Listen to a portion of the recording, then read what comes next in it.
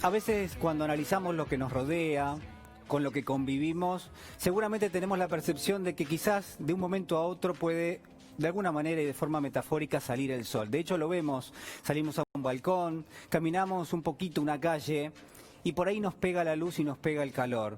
Y de pronto tenemos la sensación de que todo ha pasado. Y sin embargo, si usted tuviese que hilvanar un día tras otro de los últimos 90, por ejemplo, y yo le preguntase qué color tienen esa sucesión de días, seguramente usted me dirá que tienen un color grisáceo, que tienen un color gris. Y seguramente también, déjeme decirle, que ese gris está permanentemente entre nosotros. Lo que quiero proponerle esta noche es que haga un ejercicio conmigo, que conectemos algo en forma imaginaria, de un frío glaciar que nos rodea y que está hecho, por ejemplo, de calles que en algún punto están militarizadas o que están llenas de personal de seguridad, donde hay controles, donde va a haber más controles a partir de las próximas 24 horas, donde ese frío glaciar también tiene ese componente de la cuarentena, que en gran medida nos hace vivir hacia adentro, que nos forma una sucesión de días de carácter endogámico, donde a pesar de que muchos de nosotros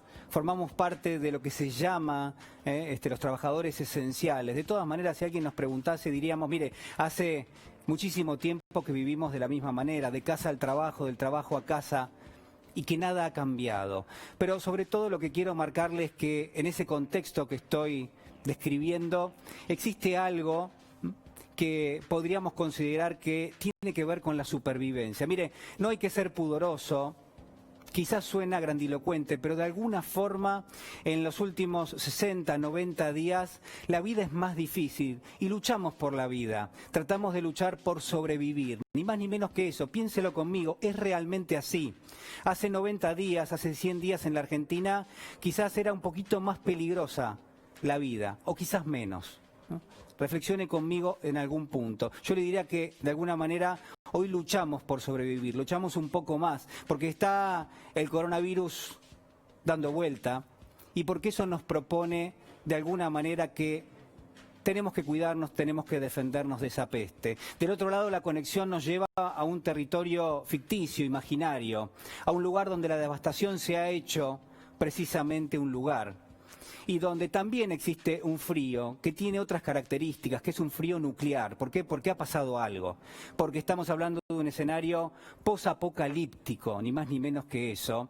Y porque yo también le estoy hablando en este caso de una ficción que nos va a ayudar a entender un poquito qué está pasando en la Argentina. Mire, esa ficción se llama La Carretera, la escribió hace muchos años un genial escritor de nombre Cormac McCarthy. Le dieron el premio Pulitzer por esa historia. Y lo que nos cuenta es la vida, algunos días, algunos meses, algunos años, de un padre y un hijo que recorren una carretera, una ruta, un camino, llámelo como quiera, y que van obstinadamente hacia el sur de algo que nos parece que son los Estados Unidos, pero claro, es irreconocible el escenario, porque ha quedado totalmente devastado. Y es en ese contexto que se narra justamente esta historia. Una historia donde nos metemos y donde inmediatamente se plantean las preguntas, las lógicas, las usuales de cualquiera de nosotros que se mete en una historia. Porque la primera pregunta es, ¿qué pasó acá? ¿Cuál es el fenómeno que ha tenido lugar? ¿Qué es lo que barrió con todo? ¿Ha sido acaso algún tipo de explosión de características nucleares? ¿Hemos tenido una tercera guerra mundial? ¿Ha habido una crisis de carácter climático? ¿Ha entrado la peste en el mundo? ¿Ha entrado una pandemia que ha barrido con todo? Son parte de las preguntas que tenemos que respondernos y sabe que en muchos casos no hay respuestas a lo largo de la historia, porque nos metemos de lleno y el mundo ya ha sido barrido, ya ha sido devastado. Y entonces yo podría decirle que es recién ahí que Cormac McCarthy nos cuenta dos historias, por supuesto, como lo hace la buena literatura. Por un lado, lo que vamos a tener, si me permite, es ni más ni menos que una gran y larga respuesta a una pregunta que creo yo que tiene un lugar fundamental en nuestra realidad del coronavirus, y que es la siguiente: ¿puede el hombre mantenerse apegado a lo que es su condición de ser humano, lo que llamamos la condición humana, cuando ese mundo al cual está acostumbrado y del cual de alguna manera ha recibido todo ha cambiado completamente? ¿Puede el hombre mantener esa condición humana a pesar de todo lo que está ahí alrededor? Y parte de la respuesta es esa escenografía del desastre a la cual asistimos, esa devastación absoluta, ese aire apelmazado, esa atmósfera que está llena de polvo, un lugar, una superficie donde no llega el sol, un lugar, una superficie donde los árboles han dejado prácticamente de existir, donde no existe tampoco ningún tipo de fauna, donde no hay comida, donde no hay refugio, donde grupos de salvajes han emergido y luchan por la subsistencia tratando de conquistar a otros, tratando de tomar como esclavos a otros. Ese es el mundo que describe Cormac McCarthy y que de alguna forma va tratando de responder esta pregunta que yo le menciono. Del otro lado lo que hay es otra historia, la historia del padre y del hijo, que recorren ese camino que por supuesto es metafórico porque también la vida es un camino y porque así está también narrado precisamente en este relato. Está ese padre que es quizás un eslabón perdido con aquello que ha sido el mundo, tal y como lo conocíamos, pero que ya no está. Es alguien que recuerda, contrariado como está, enfermo como está, prácticamente con sus últimas fuerzas, es alguien que recuerda lo que ha sido su vida, que sueña despierto lo que ha sido parte de su vida en el pasado, en ese otro mundo que ya no está, y que sueña dormido cosas que no ha vivido nunca y que hubiese querido vivir. Este es el personaje central de esta historia, donde déjenme decirle algo más, cuando uno empieza a leer, cuando uno empieza a entenderlo este hombre, se da cuenta de que él no sabe verdaderamente cómo explicarle a su hijo, su pequeño hijo, alguien que no ha conocido otra cosa más que la devastación que convive con ellos, que no sabe cómo explicarle cómo llegaron hasta ahí. Y de alguna forma que él también es responsable de eso que hoy termina afectándolos a los dos. Son los últimos dos habitantes, pareciera, si no fuera porque emergen de vez en cuando grupos que intentan conquistarlos y grupos que intentan matarlos directamente. Se pelea por el alimento, porque a ese chiquito le falta alimento, a ese chiquito no tiene refugio, sufre el frío de una forma realmente espantosa.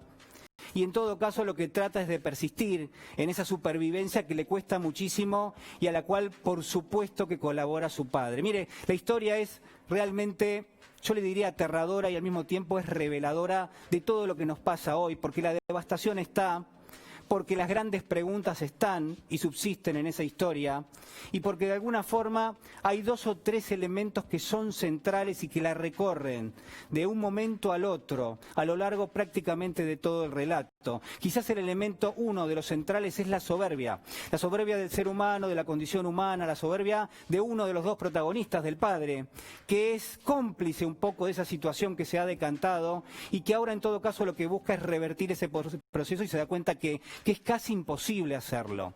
Y entonces también lo que busca es, a medida que se da una paradoja, porque la paradoja termina siendo que él, para poder seguir teniendo esa condición humana, para poder seguir siendo de alguna manera un personaje con algo de moral, con algo de reservas, en ese sentido, muchas veces tiene que dejar de serlo.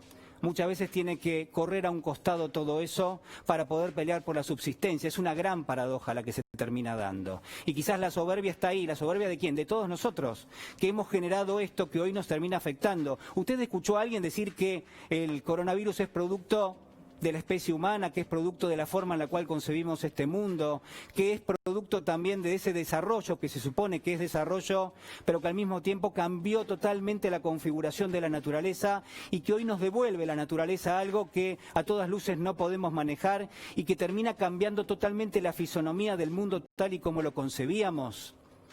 Bueno, eso es en parte lo que propone esta historia. Pero mira, hay una segunda historia, hay un segundo elemento que me parece importante para terminar, que es cuál es la respuesta que encuentra este personaje a ese mundo de la devastación, a ese mundo que no logramos entender, que él no logra entender en el medio de la nada.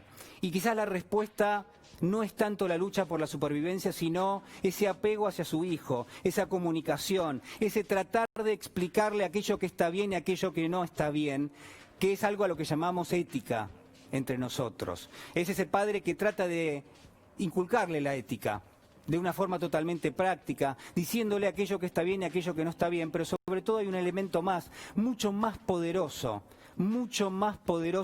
que en gran medida acaso sea una respuesta para esto que tenemos y que es el amor.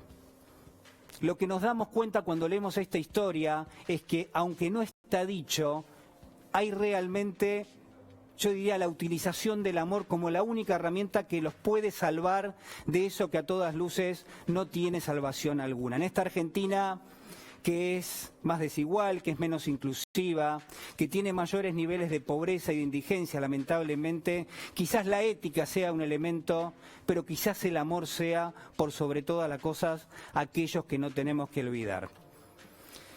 En las últimas